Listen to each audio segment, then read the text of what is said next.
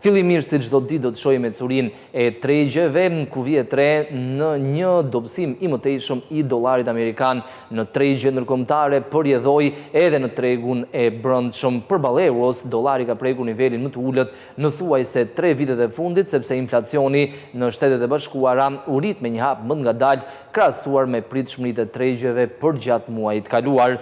Dhe kjo rënje e dollarit është efektuar edhe në tregun e brendshëm. Sipas Agjencisë së Këmbimit Valutar Iliria 98, dollari blihet me 84.6, shitet me 85.8 lek në rënje si në blerje ashtu edhe në shitje. Ndërkohë moneda e përbashkët evropiane euro është e pandryshuar, blihet me 97.6 dhe shitet me 98.3 lek.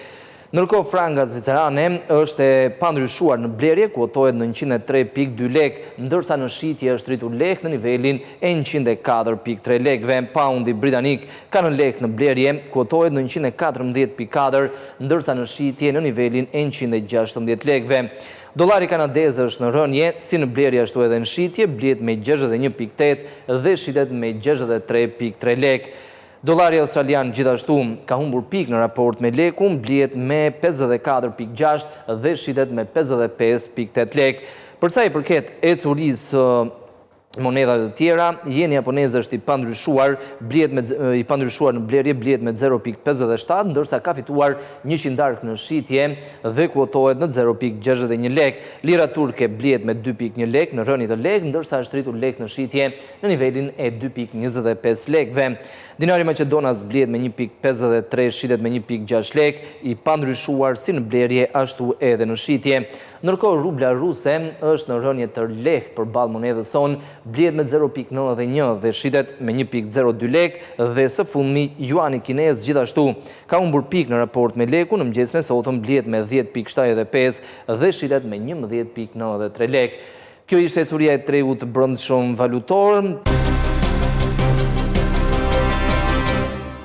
Do të shohim tani edhe ecurinë e tregjeve për gjatë ditës së sotme, sesioni parafundit për këtë javë, dhe sërish në vëmendje vjojnë të jenë zhvillimet gjeopolitike, duke nisur nga bisedimet tregtare midis Kinës dhe Shteteve të Bashkuara, ku pavarësisht se u arrit një marrëveshje, ka ende dyshime në lidhje me zbatimin e saj, sepse nuk janë publikuar ende detajet se si do të funksionojë kjo marrëveshje mes dy ekonomive më të mëdha të botës, e deri tek tensionet gjeopolitike në lindjen e mesme, sepse ditën e djeshme janë shtuar zërat se Shtetet e Bashkuara mund ndërmarrin një sulm me raketa në fabrikat ku Irani po zhvillon aktivitetin e pasurimit me uranium.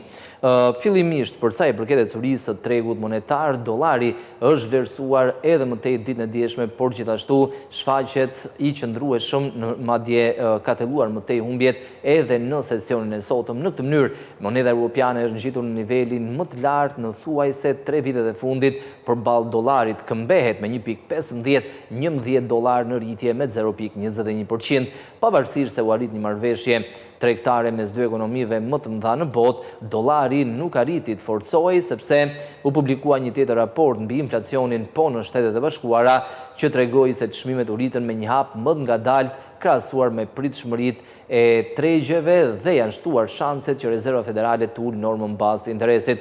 Kjo ka shtuar presionin mbi dollarin amerikan. Ndërkohë paundi është në rënje të lehtë me 0.13% dhe këmbehet me 1.3526 dollar përballë frangës. Dollari ka humbur 0.4% të vlerës, kuotohet në 0.8169 franga, ndërsa dollari australian është në rënje me 0.32%, këmbehet me 0.6477 dollar amerikan.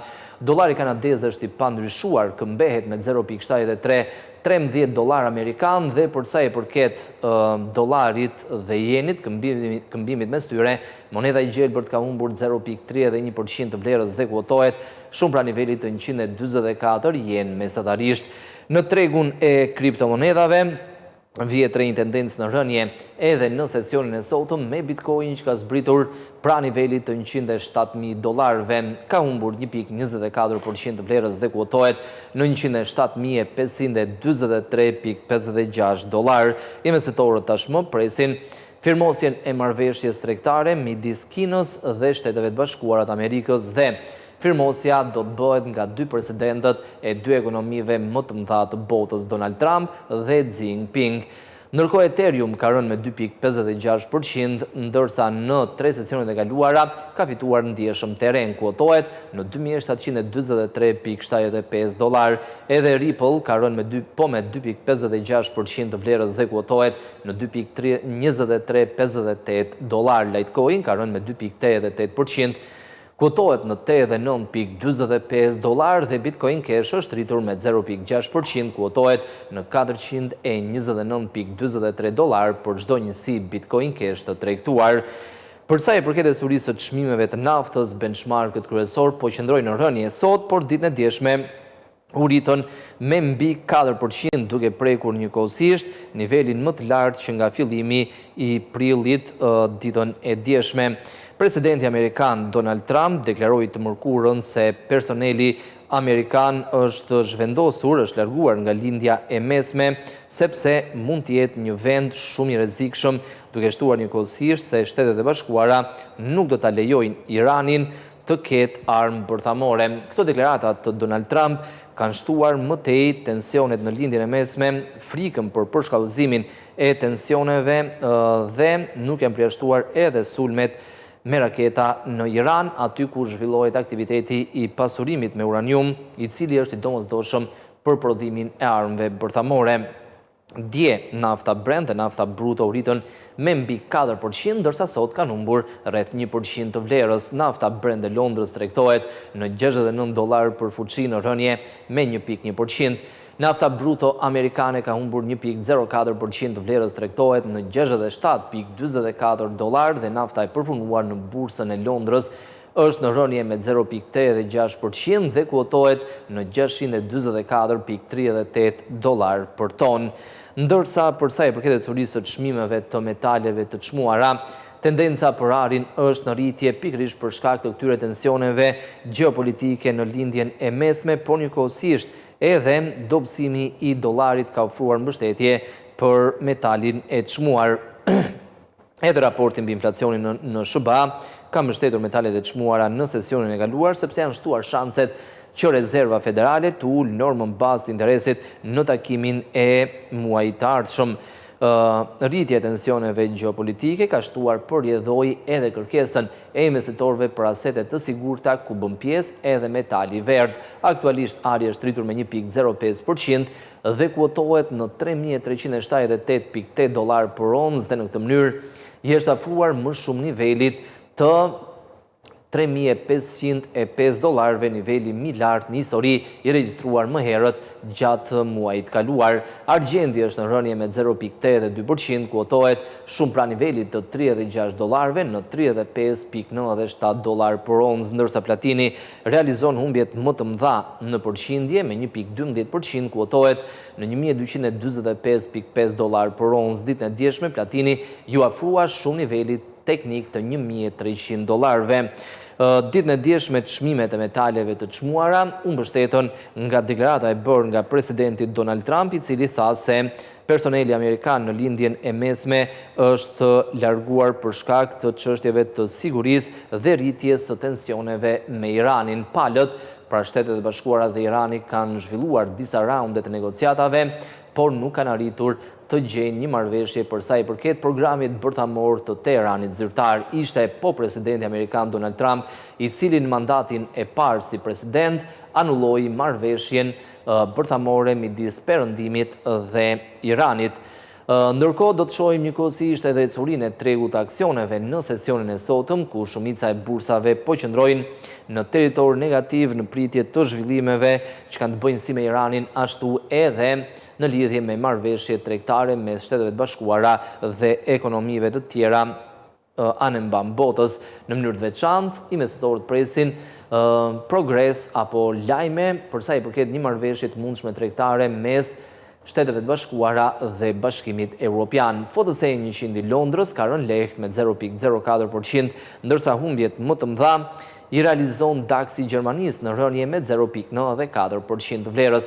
CAC 40 i Parisit dhe indeksi i Zyriut SMI kanë rënë me 0.63 dhe 0.64%, FTSE MIB i Milanos ka humbur 0.78% të vlerës. Sërish për sa i përket tregtisë, presidenti amerikan Donald Trump deklaroi se marrëveshja me Kinën është tashmë e kryer. Ndërkohë, referuar dhënave publikuara në Mbretërinë e Bashkuar, eksportet drejt Shteteve të Bashkuara ran në nivelin e 2 miliard pound apo 2.7 miliard dollarëve në muajin prill, që është rënja më e madhe që nga viti 1997, kur këto dhëna filluan të mbaheshin në arkiva. Njëkohësisht, ekonomia britanike u kontraktua me 0.3% gjatë muajit prill, kundrejt pritshmërive të analizëve për një kontraktim me 0.1%.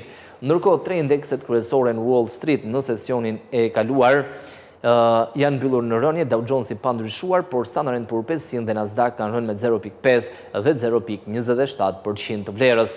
Do të shohim edhe ecurinë e korporatave të listuara në bursën e Frankfurtit në Gjermani, ku fitimet janë modeste. Continental është rritur me 0.57%.